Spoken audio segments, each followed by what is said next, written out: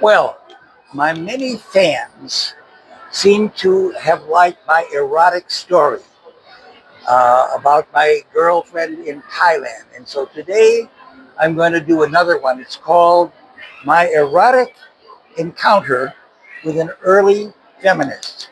And here's the story. When I used to live in California, I met a lady who later became quite a very famous feminist, and you've heard the name, and I don't want to get sued by her estate. I think she's dead now. But I'm going to talk about our meeting and what happened. And this is another one of my erotic stories. You'll just love it. And so what happened. I met this girl. This is long before the internet or internet dating. I think I met her through an ad in the paper. That's how we used to do it. And my ad said something like, romantic rich guy wants to meet beautiful girl, something like that. And I got so many answers. I was always very busy. So this lady, I met her and we talked, and she was quite pretty and I enjoyed her company. And so this is what happened next. She told me that she had been married to a lawyer. They had two kids, and when they got a divorce, because he was a lawyer, he got off paying almost nothing for child support of the two kids, and and she had a very unhappy relationship. And after she broke up with this guy, well, she tried women for a while. She wasn't really a lesbian. I guess you'd call her bisexual, and and that worked out well.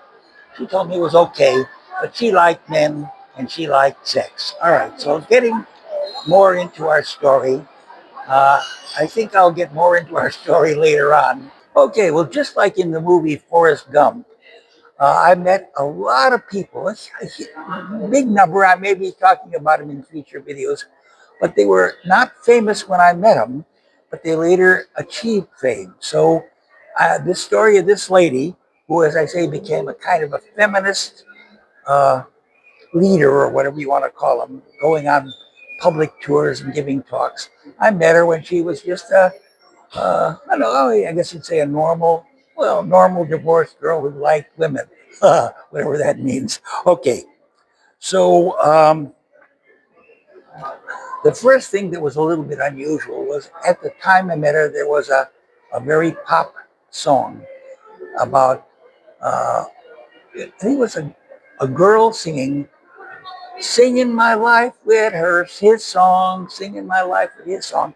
And, to me, it was just a song. But the lady explained to me that her new movement, which maybe was just starting to be called feminist, was that men took women, women became Mrs. XYZ, the husband's name, and they didn't have their own life anymore. From that point on, they were um, you might call them appendages or had no life. And she said the new movement meant that women and men are going to be equal. They're going to have equal pay. When the kids come along, they're going to take care of them equally, do equal, blah, blah, blah, blah. Okay, I won't dwell on that because that's not the interesting, erotic part you've been waiting for. Reminds me of when I was a kid. We would read books and only 3 pages of the whole book were folded and marked interesting. Okay, well, anyway, this particular uh, lady said she had a fantasy. And the fantasy was that somebody would break into her bedroom in the middle of the night. Ooh. And, do it with her. So anyway, she explained her fantasy in great detail and even gave me, I'd say it amounted to a script. So I'm going to tell you what happened.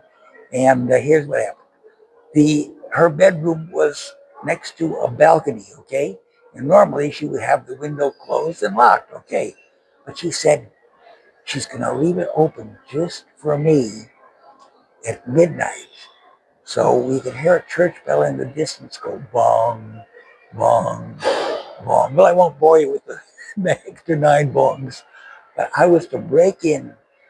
I didn't have to break in because the window was open. I was to climb in that balcony window, and I would find her in bed with no clothes on. Oh boy! And she was a good-looking lady in spite of being bisexual. She was normal in other ways. Okay, so I climbed through the window, and I was a little suspicious that maybe this was a trap of some sort to get me in jail. But nah, I knew her well enough, so I just climbed in, and I climbed into bed with her.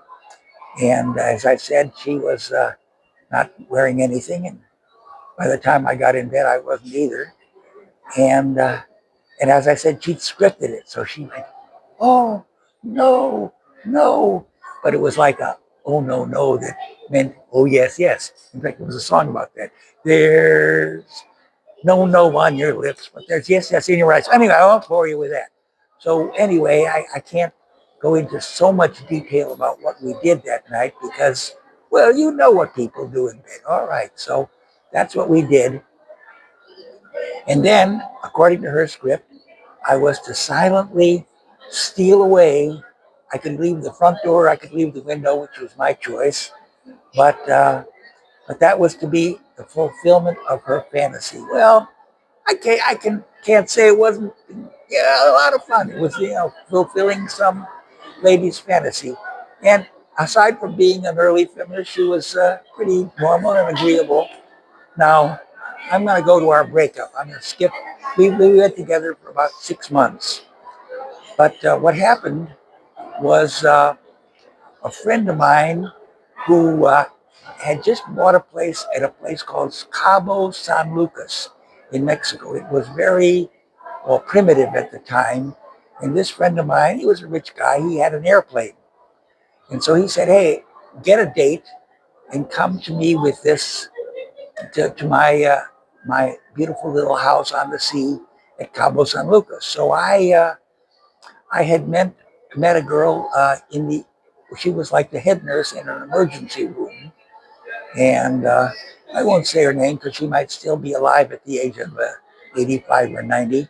But I went with her to Cabo San Lucas, and we had a nice few erotic days. And then we went back to my big place in California. Okay, when I got back, my feminist girlfriend, who I was telling you about before, uh, she either knew about or had some feeling about this other girl, and she was furious. She said, "I go out with you and I'm nice to you for 6 months, and the first time you get a really good trip to a romantic place, you take somebody else." Well, anyway, she was so PO'd at me that she broke up with me and said, "I don't even want to see you or hear from you again." And that's the end of this story about my experience with an early feminist, who, as I say, later became a leader in the field, and you'd know her name, but I can't say it because as I said, I don't want to get screwed or sued or deleted from this wonderful site where I have an audience. It's growing. It's growing phenomenally. It doubles almost every week, but that doesn't mean anything when you start with 2. You only have 4 the next week and 8 the next week. But I'm growing, and so I have a much better erotic story coming up. It's called The Search for the Erotic Rose. So tune in tomorrow for that. Oh, I almost forgot. If I'm ever going to get monetized on this channel, you got to subscribe, which costs you nothing, and you don't even get bothered by things. All right, subscribe, like, and hey, make a comment, preferably a nice comment about the video that you just saw. And that's it.